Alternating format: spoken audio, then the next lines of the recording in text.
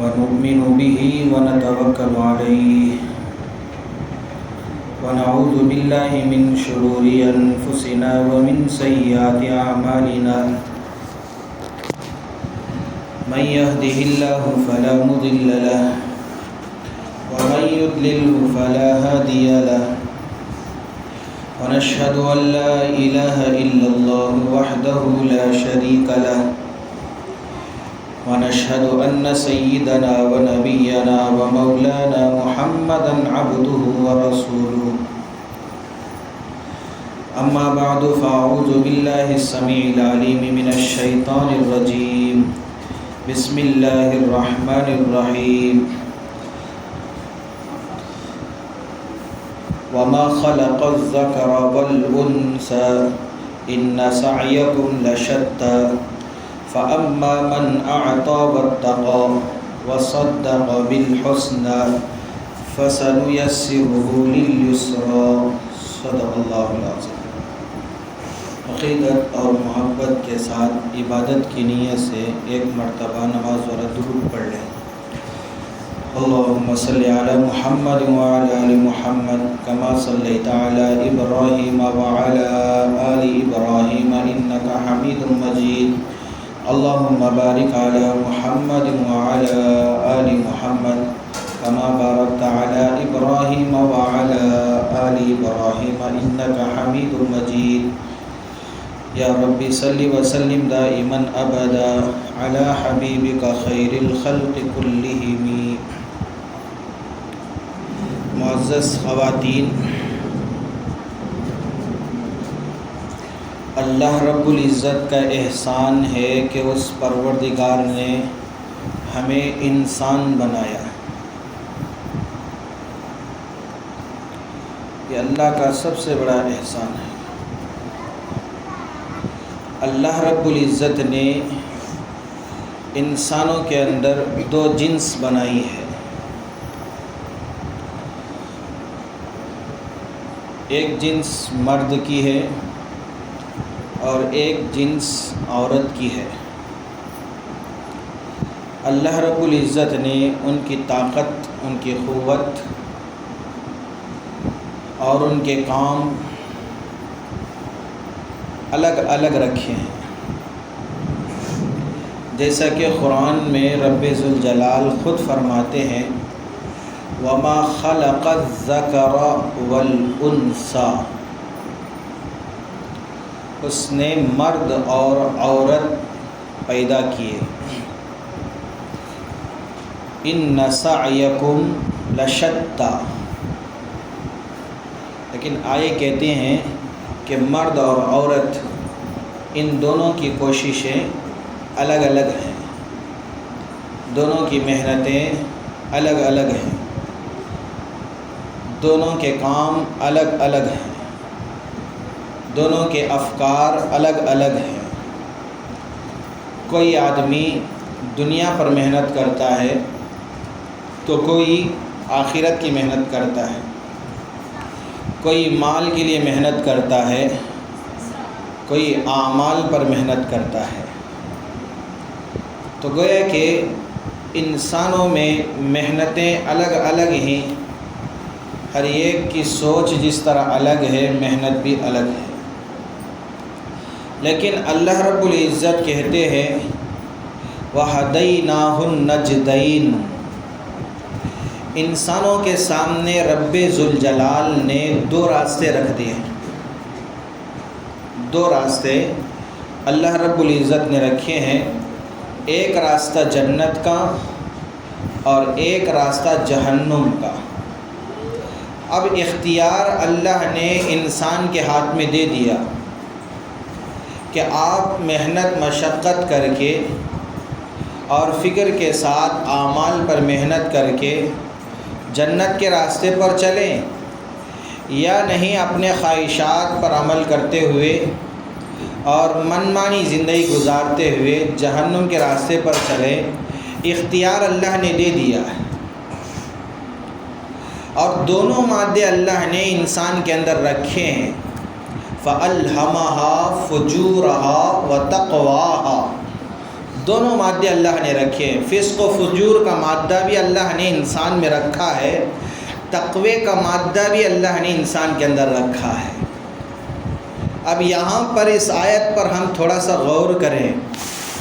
رب ذوالجلال یہاں پر پہلے فسق و فجور کو بیان کر رہے ہیں اور بعد میں تقوی والی زندگی کو بیان کر رہے ہیں۔ حالانکہ ہمارے ذہن میں بات آتی ہے کہ پہلے اچھائی کو بیان کی جائے، بعد میں برائی کو بیان کی جائے، لیکن اللہ رب العزت قرآن میں پہلے برائی کو بیان کر رہا ہے، بعد میں اچھائی کو بیان کر رہا ہے۔ اس کو اس طور پر سمجھیں کہ تقوی حاصل ہوتا ہے برائی سے بچنے پر، تقوی حاصل ہوتا ہے گناہ سے بچنے پر۔ پہلے گناہ آئے گا، اس کا خیال ذہن میں پیدا ہوگا، اب اس خیال سے بچنا، اس خیال سے پرہیز کرنا۔ جب آدمی بچے گا، پرہیز کرے گا تو بعد میں تقوی کی سیڑھی پر قدم رکھے گا۔ اب گناہ کا خیال ذہن میں آتا ہی نہیں اور گناہ کا ارتکاب ہوتا ہی نہیں، اس کے بغیر تقوی نصیب ہو جائے، ایسا نہیں ہے۔ جیسا کہ مثال کے طور پر فرشتوں کو ہم متقی نہیں کہتے، فرشتوں کو ہم متقی نہیں کہتے۔ ہمارا عقیدہ یہ ہے کہ فرشتے معصوم ہیں لیکن متقی نہیں ہیں، تقوی والے نہیں ہیں، معصوم ہیں۔ متقی کیوں نہیں کہتے؟ اس لیے نہیں کہتے کہ فرشتوں کے ذہن میں برائی کا خیال تک نہیں آتا، ان سے گناہ صادر نہیں ہوتا، وہ گناہ نہیں کرتے، وہ معصوم ہیں، متقی نہیں ہیں۔ اور انسان معصوم نہیں ہے، متقی بنتا ہے، اس لیے کہ انسان کے ذہن میں فسق و فجور کے مادے بھی، خیالات بھی آتے ہیں، وہ گناہ کی طرف بھی آگے بڑھتا ہے۔ تو جب گناہ سے وہ بچتا ہے اور راہ راست پر، سیدھے راستے پر جب چلنے کی کوشش کرتا ہے تو وہ متقی بنتا ہے۔ تو بہرحال بتانے کا مقصد یہ ہے کہ انسان کی کوششیں الگ الگ ہیں اور اللہ رب العزت نے دونوں راستے انسان کے سامنے رکھ دیے ہیں، جنت کا راستہ بھی ہے، جہنم کا راستہ بھی ہے۔ اب اختیار بھی اللہ نے انسان کو دے دیا کہ آپ چاہے جنت کے راستے پر چلے یا جہنم کے راستے پر چلے۔ میری ماں اور بہنوں، سورۃ اللیل کے اندر رب ذوالجلال نے نیک لوگوں کی صفتیں بیان کی ہیں۔ جو میں نے ابھی آیتیں پڑھی ہیں اس کے اندر اللہ رب العزت نے نیک لوگوں کے اوصاف گنائے ہیں۔ اللہ نے کہا کہ تمہاری کوششیں الگ الگ ہیں، لیکن جنت تک پہنچنا چاہتے ہو تو تمہارے اندر ان صفتوں کو پیدا کرو، یہ اوصاف تمہارے اندر لاؤ، یہ عادتیں تمہاری زندگی میں اپناؤ، ان اعمال کو اپنی زندگی کے اندر لاؤ۔ وہ اعمال کیا ہیں؟ اللہ رب العزت کہتے ہیں کہ وہ 3 صفات ہیں۔ سب سے پہلی صفت نیک لوگوں کی، اس طرح سمجھو کہ جنتی لوگوں کی، کامیاب لوگوں کی پہلی صفت فَأَمَّا مَنْ أَعْطَى، جس نے عطا کیا، جس نے دیا۔ عطا کرنے اور دینے کا مطلب کیا ہے؟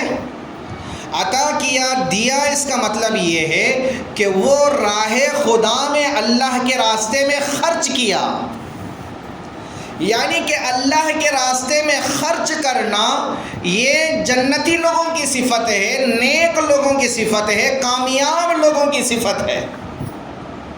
اور نبی علیہ الصلوۃ والسلام نے صحابہ کو خرچ کرنے کی ترغیب دی ہے اور خرچ کرنے کی تلقین دی ہے اور خرچ کرنے پر ابھارا ہے، اس کے فضائل بیان کیے ہیں کہ اللہ کے راستے میں خرچ کرنے کے یہ فضائل ہیں۔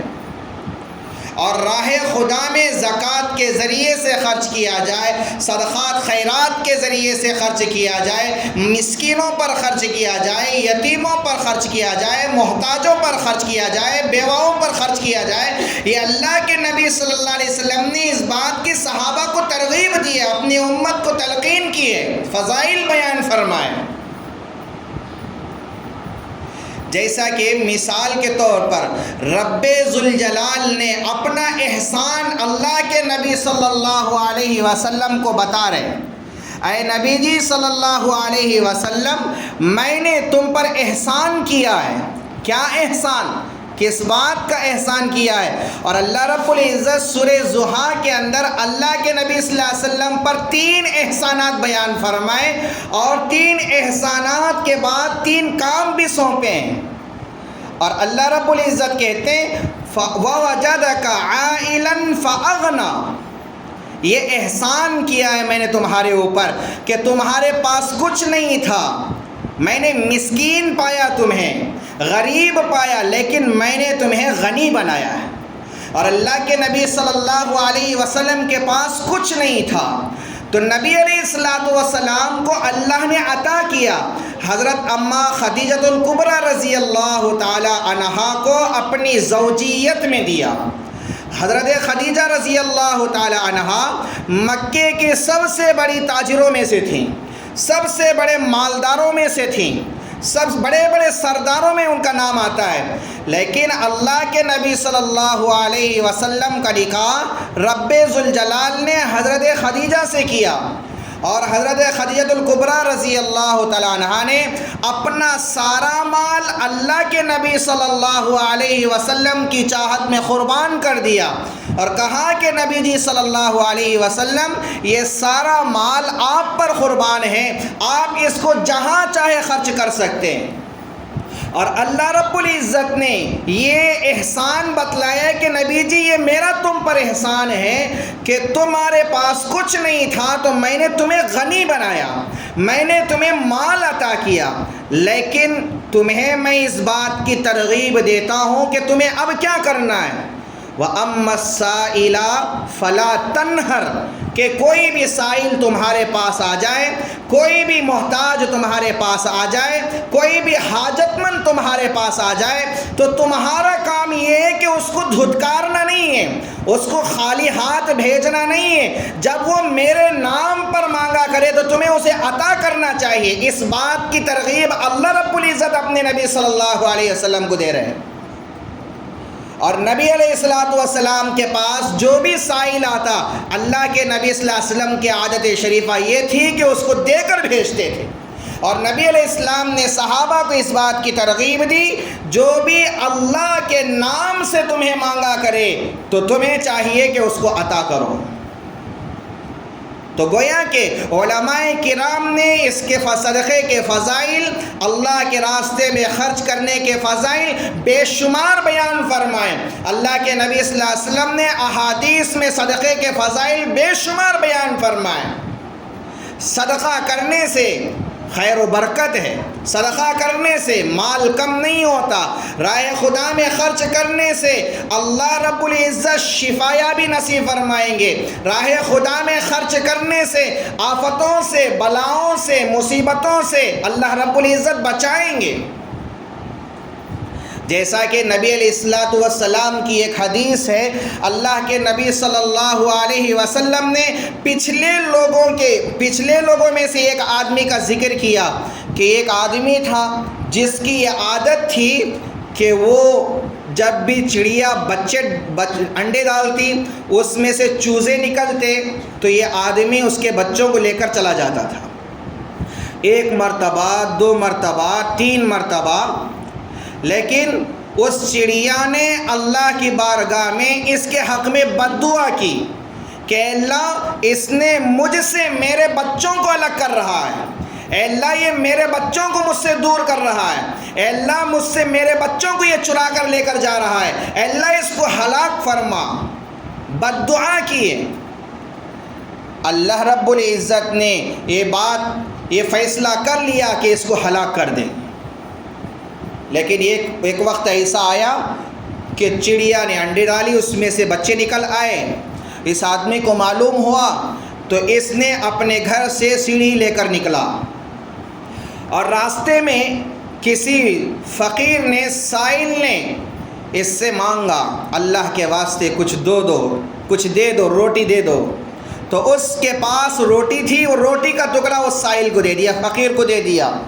اب یہ سیڑھی لے کر درخت کے پاس آیا، سیڑھی رکھا، اس پر چڑھا، بچے نکال لیا۔ ادھر 2 چڑیاں بیٹھ کر دیکھ رہی تھیں کہ اللہ نے وعدہ کیا ہے، میں نے بد دعا دی اور یہ ہلاک ہوگا، لیکن اس نے بچے نکال لیے اور سیڑھی لے کر صحیح سالم نکل پڑا۔ لیکن وہ 2 چڑیا حیران اللہ کی بارگاہ میں دعا کی کہ اے اللہ، آپ کا وعدہ سچا ہے، آپ وعدہ خلافی نہیں کرتے، میری بد دعا تھی اور آپ نے اس کو ہلاک نہیں کیا۔ رب ذوالجلال کا فرمان کہ یہ آدمی اپنے گھر سے نکلتے وقت کہ ایک سائل کا اس کا سامنا ہوا، ایک سائل نے میرا نام لے کر اس سے مانگا، اس نے میرے نام کے مانگنے پر میرے لیے اس نے عطا کیا، اور جو میرے نام پر مانگتا ہے اور میرا فیصلہ یہ ہے، میری چاہت یہ ہے، میری آرزو یہ ہے کہ میرے نام پر دینے والوں کو آفتوں سے میں بچاتا ہوں، مشکلات سے میں بچاتا ہوں، مصیبتوں سے بچاتا ہوں، آفتوں سے میں اس کو بچاتا ہوں۔ تو اس نے ایک صدقہ کیا جس کے بدولت میں نے اس کی زندگی لینے کی ٹھان لی تھی، اس کو برباد کرنا چاہا تھا، لیکن صدقے کے بدولت میں نے اس کو بخش دیا۔ تو گویا کہ اللہ کے راستے میں جب ہم خرچ کرتے ہیں تو راہ خدا میں خرچ کرنے کی بدولت اللہ رب العزت مصیبتوں سے بچاتے ہیں، حالات سے بچاتے ہیں، پریشانیوں سے بچاتے ہیں، بیماریوں سے بچاتے ہیں، شفایا بھی نصیب کرتے ہیں۔ لیکن کوئی بیماری نصیب ہو، علماء کرام نے اس بات کی ہمیں ترغیب دی ہے، جب آپ کسی ڈاکٹر کے پاس جا رہے ہوں تو تمہارے لیے بہتر یہ ہے کہ اپنے گھر سے نکلنے سے پہلے یا نکلنے کے بعد سب سے پہلے صدقہ کر کے جایا کرو، اس لیے کہ پتہ نہیں اللہ نے اس ڈاکٹر کے ہاتھ میں شفا رکھی ہے یا نہ رکھی ہو، اور اللہ تعالیٰ اس کے ہاتھ میں شفا رکھی ہو یا نہ رکھی ہو، لیکن صدقے کے اندر اللہ رب العزت نے شفا رکھی ہے، یہ یقینی ہے، اور اس بات کا ہمیں یقین ہونی چاہیے۔ اور یہ ترغیب اللہ کے نبی صلی اللہ علیہ وسلم نے اپنے امت کو دی ہے۔ تو اس لیے ہمیں چاہیے کہ اللہ کے راہ میں خرچ کریں، صدقے کے ذریعے، خیرات کے ذریعے، کیا ہے، مسکینوں پر، غریبوں پر، محتاجوں پر، بیواؤں پر، یتیموں پر خرچ کریں، اس لیے کہ یہ خرچ کرنا نیک لوگوں کی صفت ہے، یہ خرچ کرنا جنتی لوگوں کی صفت ہے، یہ خرچ کرنا کامیاب لوگوں کی پہلی صفت ہے۔ تو اللہ رب العزت نے اس سورہ کے اندر سب سے پہلی صفت کامیاب لوگوں کی یہ بیان فرمائی، فَأَمَّا مَنْ أَعْطَى۔ پہلی صفت یہ ہے کہ وہ اللہ کے لیے دیتا ہے، جو اللہ کے لیے دے، جو عطا کرے۔ اور دوسری صفت بیان فرما رہے ہیں وَاتَّقَى، تقوی اختیار کرے، پرہیزگاری اختیار کرے، گناہوں کو چھوڑ دے، معاصی کو چھوڑ دے، نافرمانی کو چھوڑ دے۔ اور یہاں پر سمجھیں کہ تقوی کسے کہتے ہیں؟ تقوی کسے کہتے ہیں؟ تقوی اس کو کہتے ہیں ہر وہ کام جس کے کرنے سے تعلق مع اللہ میں فرق آتا ہو، یعنی بندے اور اللہ کے درمیان جو تعلق ہے، جو ربط ہے، جو لنک ہے، اس میں فرق آ رہا ہو، ایسا کام کرنے سے بچنا، اس کا نام ہے تقوی۔ مثال کے طور پر میں گناہ کر رہا ہوں، اس سے میرے اور اللہ کے درمیان تعلق میں فرق آ رہا ہے، اللہ ناراض ہو رہے ہیں، تو گویا کہ گناہوں سے بچنا، اسی کا نام ہے تقوی۔ جیسا کہ حضرت ابی بن کعب رضی اللہ تعالیٰ عنہ، ایک مرتبہ حضرت عمر رضی اللہ تعالیٰ عنہ نے حضرت ابی بن کعب رضی اللہ تعالیٰ عنہ سے پوچھا تقوی کے متعلق، تقوی کیا ہے؟ تقوی کیا ہے؟ حضرت عمر رضی اللہ تعالیٰ عنہ نے جب یہ پوچھا تو ابی ابن کعب رضی اللہ تعالیٰ عنہ نے فرمایا امیر المومنین، اے امیر المومنین، کبھی آپ نے کانٹے دار راستے پر چلے ہیں، خاردار راستے پر چلے ہیں؟ امیر المومنین نے کہا بہت مرتبہ جانا ہوا، ایسے راستے جس پر کانٹے ہوتے ہیں، ان راستوں پر بہت مرتبہ چلنا ہوا۔ ابی ابن کعب رضی اللہ تعالیٰ نے فرمایا امیر المومنین، کانٹے دار راستوں پر جب آپ چلتے ہیں تو کیفیت کیا ہوتی ہے، انداز کیا ہوتا ہے، چلنے کا طریقہ کیا ہوتا ہے؟ حضرت عمر رضی اللہ تعالیٰ نے فرمایا جب بھی میں کانٹے والے راستے پر چلتا ہوں تو اپنے دامن کو سمیٹ لیتا ہوں، اپنے دامن کو سمیٹ لیتا ہوں اور اپنے دامن کو کانٹوں سے بچا کر چلتا ہوں۔ کیوں؟ اس لیے کہ میرے کپڑے کانٹوں کو لگیں گے تو خراش آئے گی، پھٹ جائیں گے کپڑے، تو اس لیے میں کانٹوں سے بچا کے چلتا ہوں۔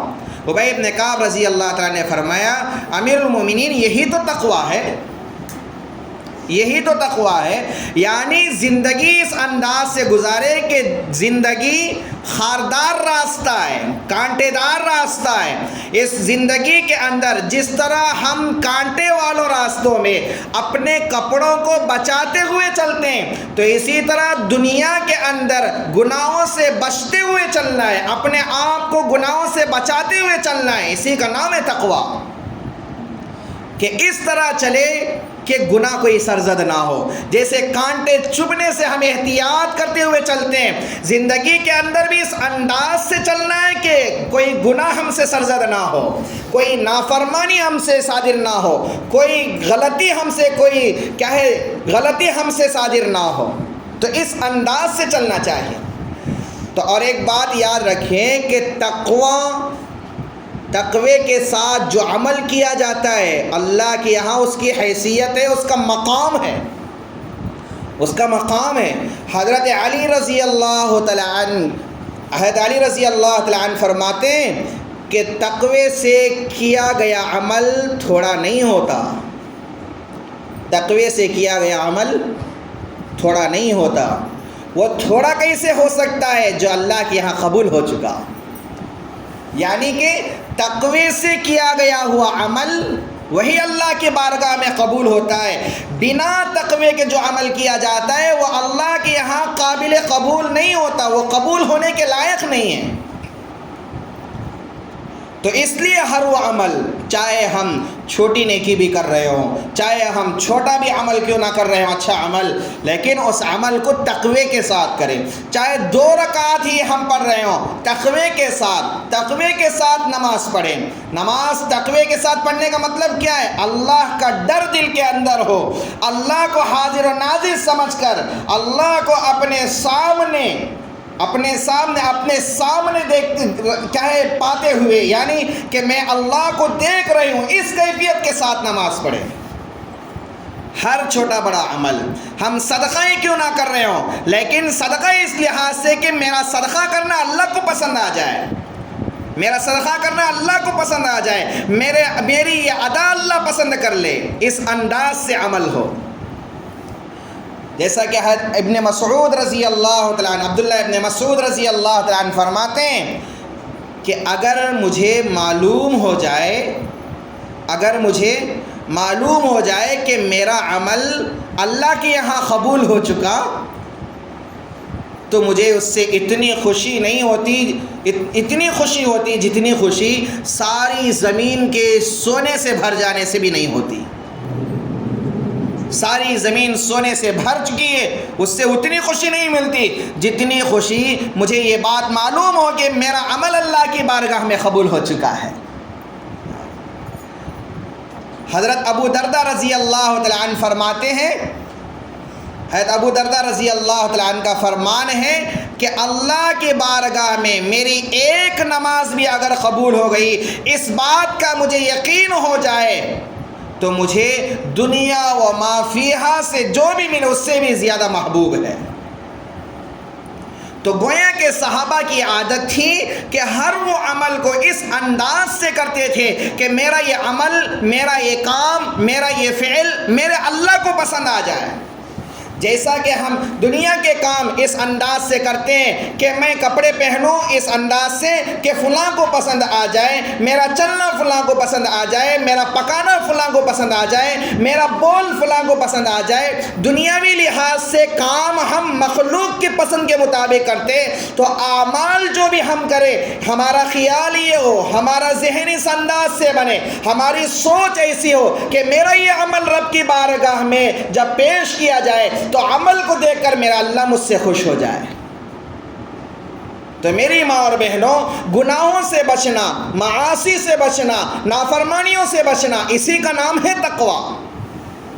اور صحابہ کرام رضوان اللہ تعالی عنہم اجمعین کی عادت سے شریفہ تھی کہ صحابہ کرام رضوان اللہ تعالی عنہم اجمعین صرف نافرمانیوں سے نہیں، صرف گناہوں سے نہیں، بلکہ صرف حرام سے نہیں، بلکہ مشتبہات سے بھی بچتے تھے،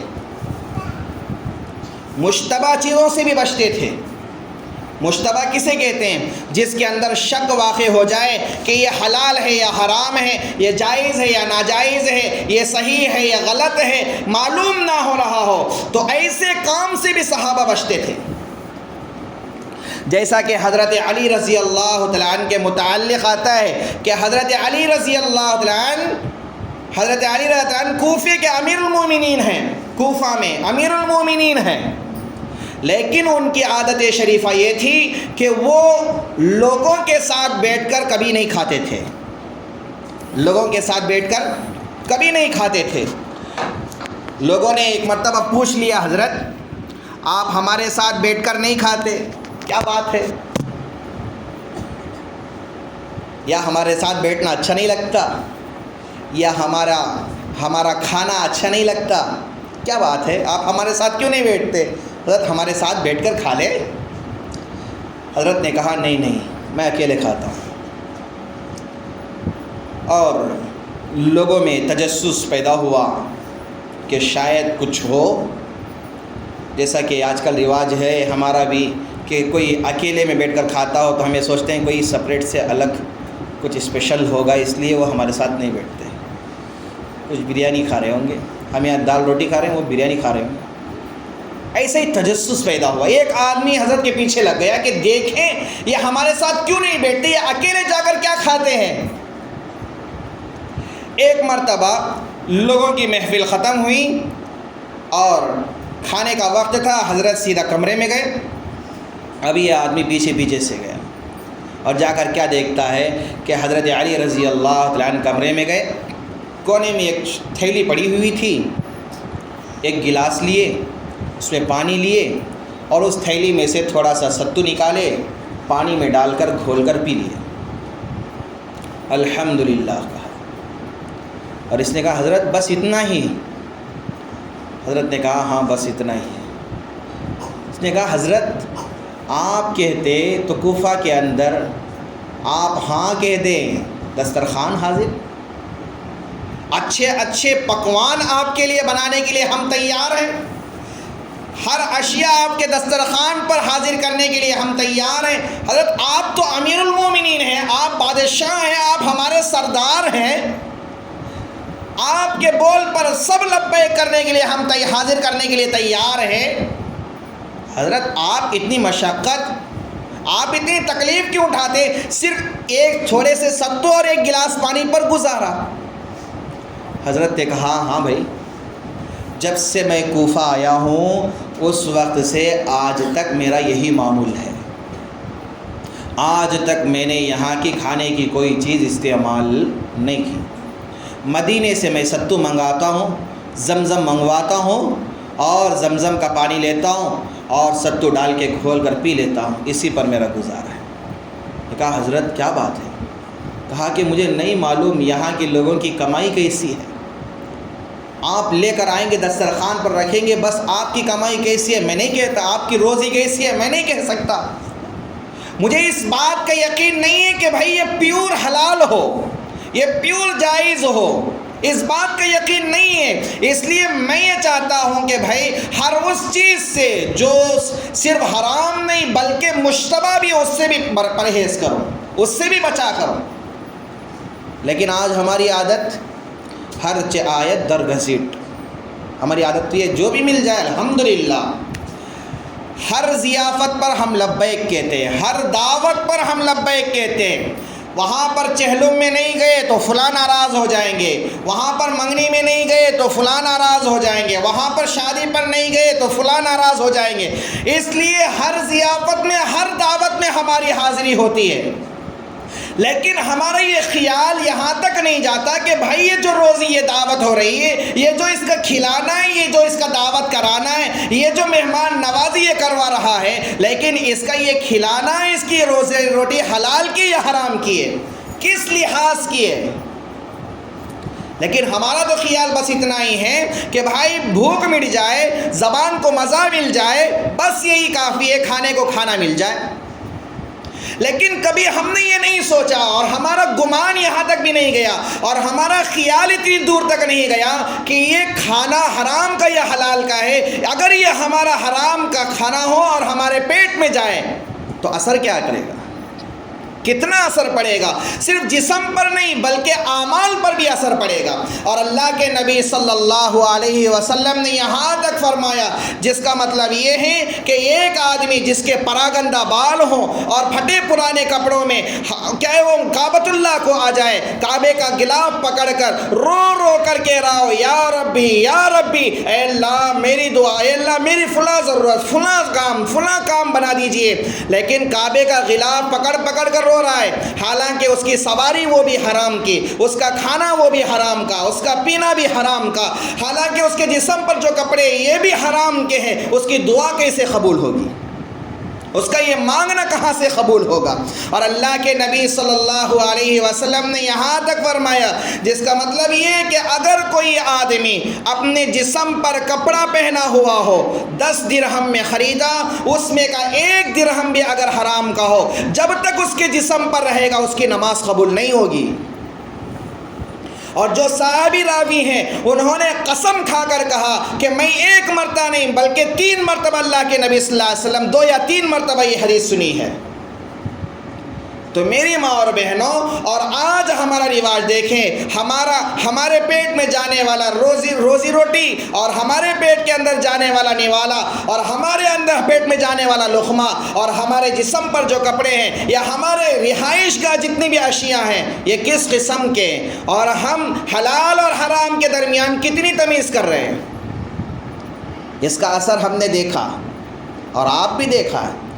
بہت ساری یہی کہتے ہیں شکایتیں، مولانا کتنی دعائیں مانگیں، مولانا دعائیں قبول نہیں ہو رہی، کتنا مانگنا، لیکن کبھی ہم نے یہ سوچا ہے کہ دعا قبول کیوں نہیں ہو رہی ہے، دعا قبول کیوں نہیں ہو رہی ہے؟ اور اللہ کے نبی صلی اللہ علیہ وسلم نے فرمایا، ان الصلاۃ تنہی عن الفحشاء والمنکر، یقیناً نماز بے حیائی اور بری باتوں سے روکتی ہے، تو بری باتوں سے بھی، بے حیائی سے بھی روکتی ہے۔ تو ہم نمازی ہیں، ہم نمازیں پڑھ رہے ہیں، لیکن پھر بھی بے حیائی سے اور گناہوں سے کیوں نہیں رک رہے ہیں؟ وجہ کیا ہے؟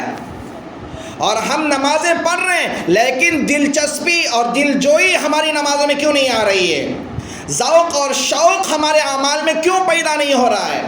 اعمال سے لذت ہمیں کیوں نہیں مل رہی ہے؟ اعمال کا مزہ ہمیں کیوں نہیں آ رہا ہے؟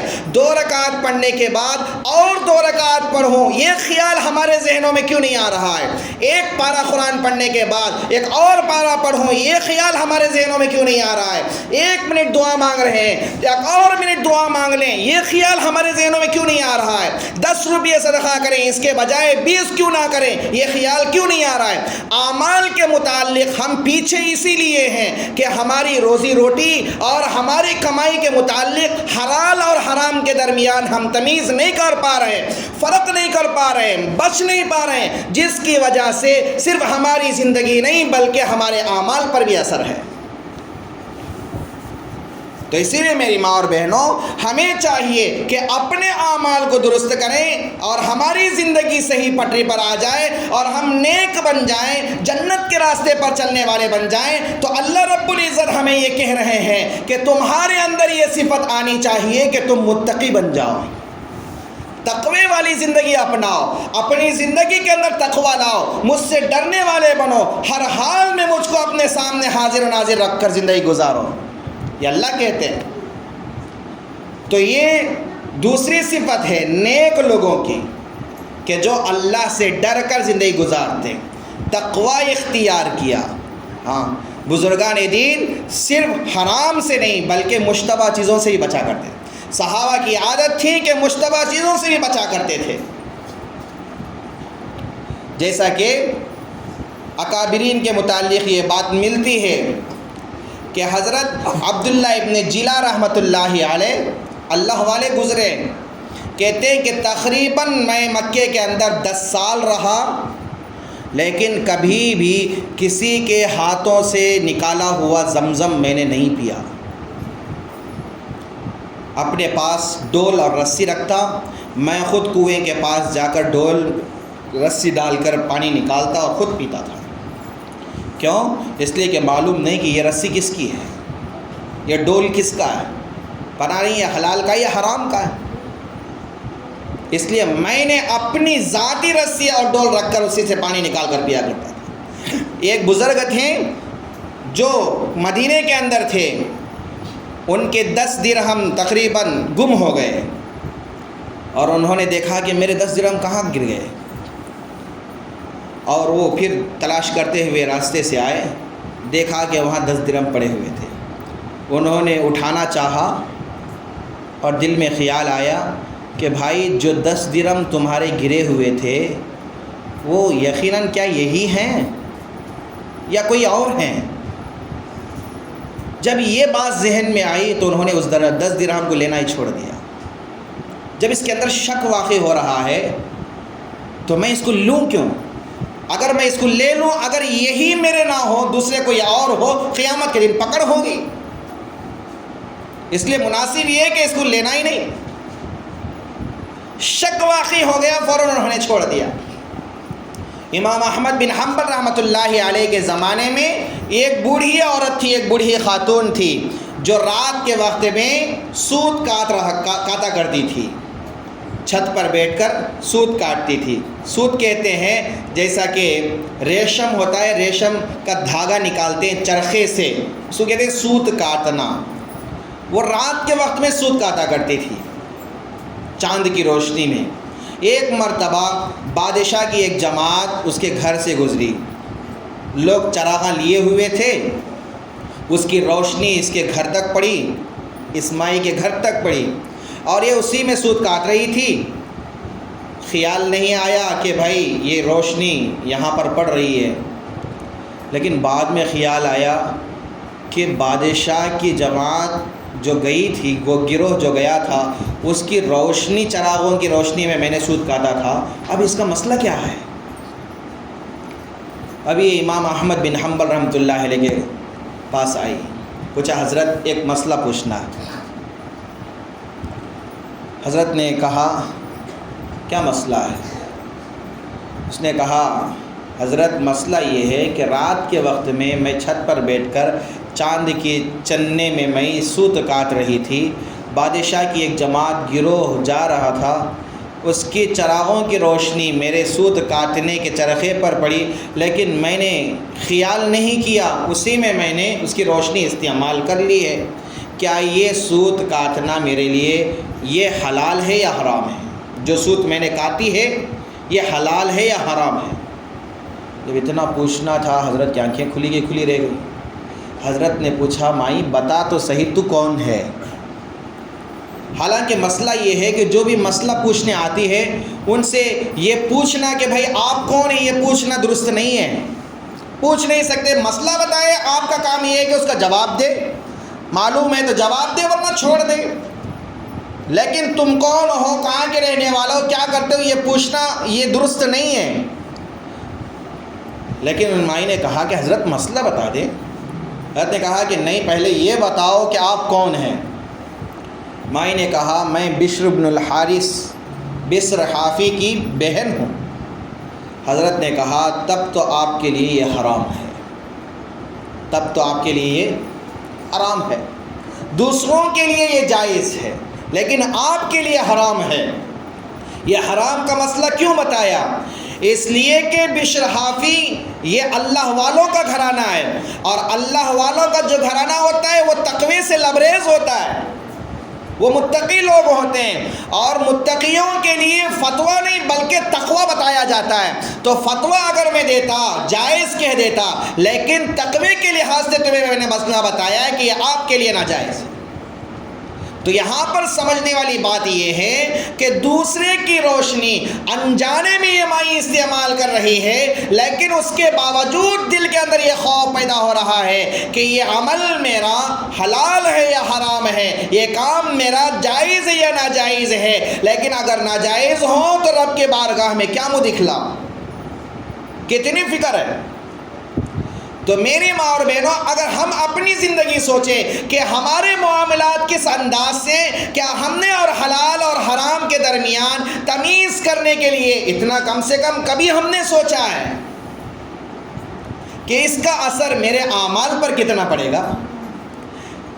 اسی وجہ سے یہ احتیاط نہ کرنے کی وجہ سے میرے اور ہم سب کے اعمال میں کوتاہیاں ہیں، ہمارے اعمال میں اسی لیے کوتاہی ہے۔ تو اس لیے ہمیں چاہیے کہ تقوی والی زندگی گزارے۔ اور اللہ رب العزت آگے فرماتے ہیں، پہلی صفت نیک لوگوں کی یہ ہے فَأَمَّا مَنْ أَعْطَى، اللہ کے لیے عطا کیا، دیا، وَاتَّقَى، دوسری صفت یہ ہے کہ تقوی اختیار کیا، وَصَدَّقَ بِالْحُسْنَى، نیک لوگوں کی تیسری صفت یہ ہے کہ وہ اچھی باتوں کی تصدیق کرتے ہیں، اچھی باتوں کی تصدیق کرتے ہیں، یعنی نبی لا الہ الا اللہ کی جو دعوت دیتے ہیں اس کو دل سے مانتے ہیں، اچھی باتوں کی تصدیق کرتے ہیں۔ آپ دیکھیں آدم علیہ السلام سے لے کر آج تک اور قیامت تک جتنے لوگوں نے نبی کی مانی وہ کامیاب لوگ ہیں، اور جو بھی نبی کی نہیں مانی وہ ناکام لوگ ہیں۔ اور کامیاب لوگوں کے متعلق اللہ نے کامیاب لوگوں کے ساتھ کیا کیا ہم نے تاریخ کی کتابوں میں، احادیث میں ہم نے سنا ہے۔ ناکام لوگوں کا حشر کیا ہوا قرآن کے اندر، احادیث میں ہم نے سنا۔ تو اس لیے ہم جو بھی بیانات کہتے ہیں یا سنتے ہیں، اللہ رسول کی باتیں جو بھی ہم کہتے ہیں یا سنتے ہیں، بس سننا کہنا نہیں ہے، بلکہ ہمارے دل کے اندر یہ فکر ہو کہ اس پر عمل کیسے ہو۔ جب یہ فکر میرے اور آپ کے اندر آ جائے گی تو اللہ کی ذات سے امید ہے کہ ہماری پٹری صحیح راستے پر آئے، ہماری گاڑی صحیح پٹری پر آئے، ہمارا راستہ صحیح راستہ ہوگا۔ تو اللہ رب العزت یہ تینوں صفات نیک لوگوں کے بیان فرمائے، اور اس کا انعام کیا ہوگا، اس پر اجر کیا ملے گا، اس کا نتیجہ کیا ہوگا، اس پر اللہ کیا بدلہ دیں گے، کیا صلہ اس کا نصیب ہوگا، کیا انعام نصیب ہوگا، آگے بیان فرماتے ہیں فَسَنُيَسِّرُهُ لِلْيُسْرَى، جس کے اندر راہ خدا میں خرچ کرنے کی عادت ہو، جس کے اندر تقوی کی عادت ہو، جس کے اندر ماننے کی صفت ہو، یہ تینوں کام جس کے اندر ہوں گے اس کا انعام یہ ہوگا فَسَنُيَسِّرُهُ لِلْيُسْرَى، تو ہم اس کو دھیرے دھیرے آہستہ آہستہ جنت تک پہنچائیں۔ اور یہ وعدہ اللہ لے رہے ہیں کہ ہم پہنچائیں گے جنت تک۔ تو اس لیے میری ماں اور بہنوں، ہم یہ ارادہ کرنا ہے کہ ہماری زندگی میں خرچ کرنے کی صفت ہو، ہماری زندگی میں راہ خدا میں اپنے مال کو خرچ کرنے کی عادت ہو، اور ہماری زندگی میں اللہ سے ڈر کر زندگی گزارنے کی صفت ہو، اور ہماری زندگی میں احادیث اور قرآن آیات اور اللہ اس کے رسول کے باتوں پر سن کر عمل کرنے کی فکر ہو، تو انشاءاللہ اللہ کی ذات سے امید ہے کہ ہمارا راستہ صحیح راستہ ہوگا۔ تو اسی لیے اللہ کے راستے میں نکالا جاتا ہے، محنت کی جاتی ہے، ترغیب دی جاتی ہے۔ گھر بیٹھے ہمیں کیا ہے دین سیکھنا آج کے اس ماحول میں بہت مشکل ہے، ہمیں وقت نکالنا چاہیے۔ راہ خدا میں جب ہم اپنا وقت فارغ کریں گے، راہ خدا میں اللہ کے لیے اپنا وقت فارغ کر کر ایک ماحول میں جب آئیں گے، دین کیا ہے ہمیں سمجھ میں آئے گا، اللہ کا راستہ کیا ہے ہمیں سمجھ میں آئے گا، اعمال پر محنت کس انداز سے کی جاتی ہے یہ بات ہمیں سمجھ میں آئے گی، آخرت کی فکر ہمارے اندر آئے گی، جنت کا شوق ہمارے اندر آئے گا۔ تو اس لیے آپ سے ایک درخواست ہے کہ اپنا وقت ہم فارغ کریں۔ ہفتے کے ایک دن اجتماع ہوتا ہے تو اپنا وقت فارغ کر کے جڑیں، اپنے ساتھ اپنی ماں اور بہنوں اور اپنے دوست احباب کو بھی ساتھ لے کر آنے کی کوشش کریں۔ اسی کے ساتھ ساتھ دین سیکھنے کے لیے اپنے بچوں کو دیندار بنانے کے لیے مدارس میں داخل کریں۔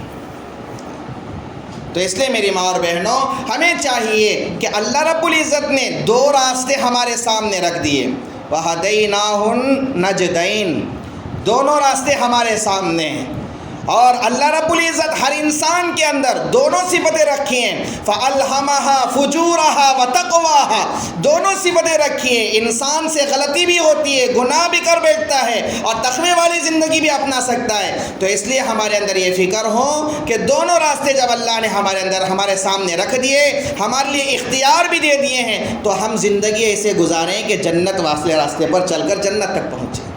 تو اس کے لیے ارادہ کریں گے نا انشاءاللہ۔